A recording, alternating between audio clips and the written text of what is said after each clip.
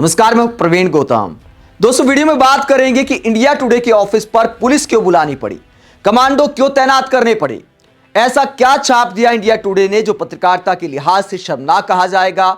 माफी मांगनी तो बनती है, लेकिन तांडव हो जाता है उस खबर को लेकर। उसे खबर कहना भी, आर्टिकल कहना भी, पोस्टर कहना भी पत्रकारिता के लिहाज से कलंक कहा जा सकता है। क्या छापा है इंडिया टुडे ने जिसे लेकर समाजवादी पार्टी के कार्यकर्ता आग बबूला हो गए, इंडिया टुडे के दफ्तर पहुंच गए, भारी पुलिस बुलानी पड़ गई और क्या हालात होते हैं जरा देखिए। उसके बाद कहानी भी बताएंगे कि छापा क्या है। यह आप देख सकते हैं, समाजवादी पार्टी के जो कार्यकर्ता हैं प्रवीण यादव, उन्होंने ये शेयर किया है और पुलिस के सामने क्या बातचीत होती है, पुलिस के कैसे हाथ पैर फूल जाते हैं, जरा देखिए। ये मतलब मीडिया को बचा रहे वोट कानून नहीं, किसी को बचा नहीं आ रहा है। हम शांतिपूर्ण तरीके से आए यहाँ पे।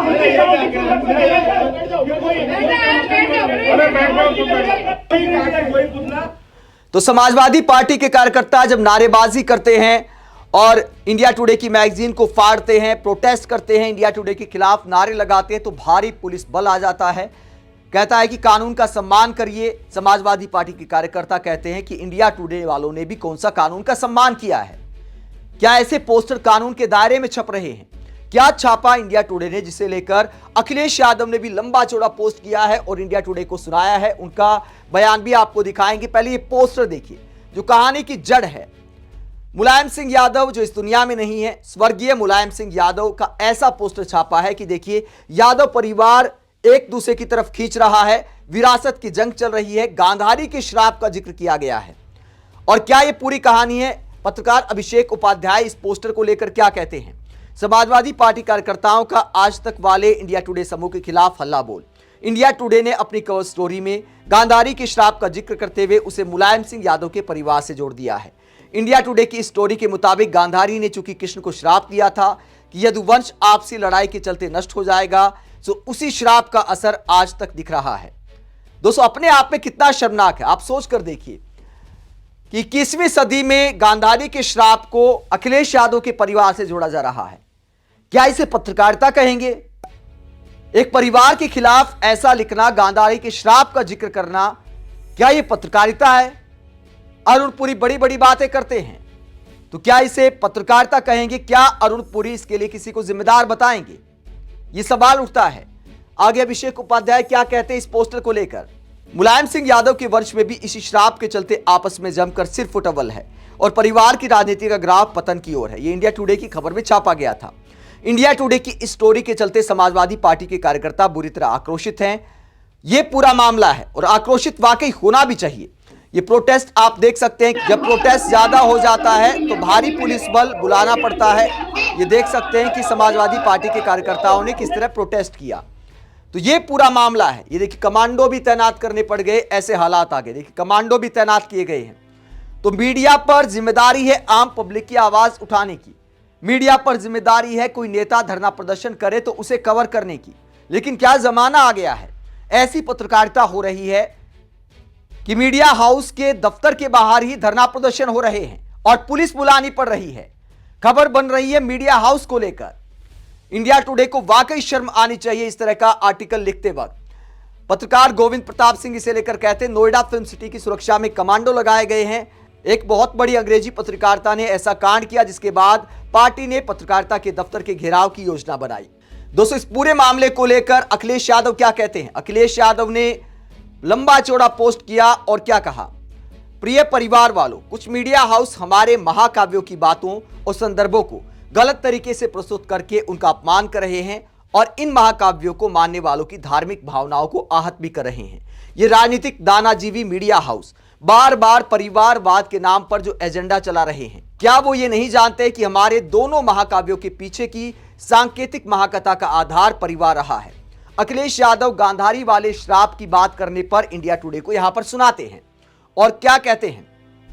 दरअसल सत्ता भक्ति में लीन ये लोग जाने अनजाने में परिवार के नाम पर हमारी पौराणिक महाकथाओं का मखौल उड़ा रहे हैं और उनकी प्रतीकात्मक कहानियों को बदनाम कर रहे हैं। ऐसी बातों से परिवार कमजोर होते हैं और महाकाव्यों का अपमान होता है। सच तो यह है कि ये जिन स्वार्थी लोगों के लिए काम कर रहे हैं वो स्वयं परिवार और संबंधों को कोई महत्व नहीं देते हैं। ये मीडिया हाउस उनके परिवारों की कहानियां छापने की हिम्मत क्यों नहीं दिखाते हैं? उनके उपेक्षित छोड़ दिए गए घर वालों के बारे में समाचार प्रकाशित क्यों नहीं करते हैं? तो यहां पर बहुत बड़ी बात कहते हैं अखिलेश यादव। किस पर कटाक्ष कर रहे हैं? किसने परिवार को छोड़ा है, किसने घर को छोड़ा है? क्या उनका इंटरव्यू लेने की हिम्मत कर सकते हैं? ये मीडिया वाले सवाल उठा रहे अखिलेश यादव। जो लोग राजनीति को पैसा कमाने की मशीन समझते हैं, उनके मन के अंदर चोर बैठा होता है, इसीलिए वो राजनीति को खराब मानकर अपने परिवार को राजनीति में सामने से नहीं पिछले दरवाजे से लेकर आते हैं। जो लोग राजनीति के प्रति सकारात्मक सोच रखते हैं और उसे जन सेवा का माध्यम मानते हैं, वो ही ज्यादा से ज्यादा लोगों की भलाई के लक्ष्य से प्रेरित होकर अपने परिवार को संघर्ष के लिए समर्पित कर देते हैं। ये परिवारवाद नहीं, बलिदानवाद होता है, क्योंकि उनके परिवार वालों को भी अहंकारी सत्ताओं और वर्चस्ववादी लोगों से लड़ना पड़ता है, हर तकलीफ का सामना करना पड़ता है, जबकि इसके विपरीत सुविधाभोगी लोग अपने परिवार को ऐशो आराम के कामों में लगाकर उनके जरिए अपने लिए जायदाद दौलत इकट्ठा करने में लग जाते हैं। अगर परिवार इतना ही बुरा है तो भाजपाई और उनके अपरिवारवादी संगी साथी व दानाजीवी मीडिया हाउस घोषित कर दें। वो आज ही उन सबको अपनी पार्टी और संगठन से निकाल देंगे जिनके माता पिता या परिवार का अन्य कोई सदस्य कभी भी राजनीति में रहा है। उन सभी को छोटे पद से लेकर मुख्यमंत्री जैसे बड़े पद से हटा देंगे, जिनकी मठाधीशी का आधार पारिवारिक संबंध है। तो यहां सीएम योगी आदित्यनाथ पर कटाक्ष करते हैं कि वो गोरखपुर जो मठ है उसके मठाधीश कैसे बने। उसके पीछे भी पारिवारिक संबंध की कहानी है कि किसने उन्हें मठाधीश बनाया था, उस बात पर कटाक्ष करते हैं अखिलेश यादव। आगे कहते हैं ये उनसे चंदा नहीं लेंगे जिनके कारोबार में परिवार लगा है। नाम के बाद आने वाले पारिवारिक नाम का प्रयोग बंद कर देंगे। जिनके भी परिवार है उनसे वोट नहीं लेंगे। सरकार ये नियम बना दे कि अधिकारी की बेटी या बेटा अधिकारी नहीं बनेगा, डॉक्टर का बेटा डॉक्टर नहीं बनेगा, वकील और न्यायाधीश का एडवोकेट या जज नहीं बनेगा, पत्रकार का बेटा पत्रकार नहीं बनेगा, कारोबारी का कारोबारी नहीं बनेगा और मीडिया हाउस के मालिक की बच्ची या बच्चा मीडिया हाउस का मालिक नहीं बनेगा इत्यादि। दानाजीवी मीडिया हाउस भी घोषित कर दे कि अपने परिवार के लोगों से मैनेजमेंट के सारे पद और शेयर वापस ले लेंगे और अपने एम्प्लॉयज को दे देंगे। यहां पर शायद अरुण पुरी पर कटाक्ष कर रहे हैं अखिलेश यादव। आगे कहते हैं अगर वो ऐसा नहीं करते हैं तो उनके विरुद्ध भी शांतिपूर्ण जन आंदोलन करने का हक उनके एम्प्लॉयज और जनता को होगा। सच्चाई तो यह है कि भाजपा और उसके अपरिवारवादी संगी साथी चाहते हैं कि परिवार तोड़ दिए जाए, लोगों को अकेला कर दिया जाए, फिर उनको डराकर अपने प्रभाव में लेकर उनका शोषण किया जाए। भुखमरी, गरीबी, महंगाई, भ्रष्टाचार, भर्ती, नौकरी, खेती, मजदूरी, काम, कारोबार, तंगी, मंदी जैसे मुद्दों पर लोग इकट्ठा न हो पाएं। ये सब नकारात्मक स्वार्थी लोग एकजुटता से डरते हैं और चूंकि परिवार एकजुटता की पहली सीढ़ी होता है, इसीलिए परिवार को नकारते हैं। परिवार, कुनबा, कुल जब सकारात्मक होकर एक दूसरे से जुड़ते हैं तभी समाज बनता है। सच्चा समाज नकारात्मक लोगों के खिलाफ होता है। इसीलिए जब कोई चोर डकैत गांव बस्ती में घुस जाता है तो ये सारा समाज इकट्ठा होकर एक होकर उसको खदेड़ देता है।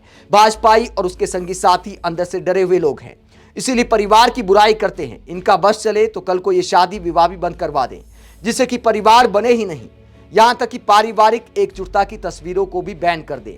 तो अखिलेश यादव इंडिया टुडे को सुनाते हुए काफी कुछ बीजेपी को भी सुना जाते हैं और मीडिया को बोलते हैं दानाजीवी मीडिया। आप ऐसी पत्रकारिता को लेकर क्या सोचते हैं जहां मीडिया हाउस के बाहर कमांडो बुलाने पड़ते हैं? कमेंट करके जरूर बताएं। साथ ही चैनल को सब्सक्राइब भी करें। नमस्कार।